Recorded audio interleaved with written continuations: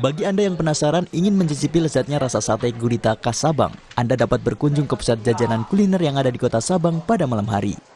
Di sini, Anda akan menemukan banyak pedagang yang menyediakan kuliner khas sate gurita.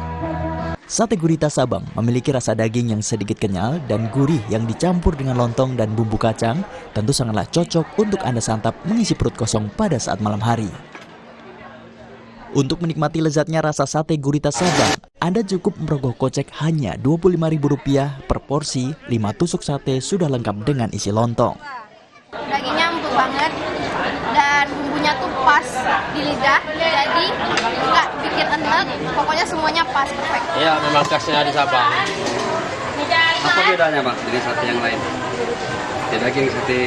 Kalau sate gurita segala sangat unik mungkin didengar. Kalau rasanya memang agak beda. Ini jualannya dari siang ke gimana? Mulai dari jam 4 sampai jam 1. Kalau pagi-pagi? Kalau pagi nggak ada, kita masak. Sate gurita Sabang merupakan salah satu kuliner yang paling khas dan unik di Aceh. Karena gurita juga sangat mudah ditemukan oleh nelayan di sekitar perarian dangkal Pulau Weh. Raja Umar, Kompas TV, Banda Aceh.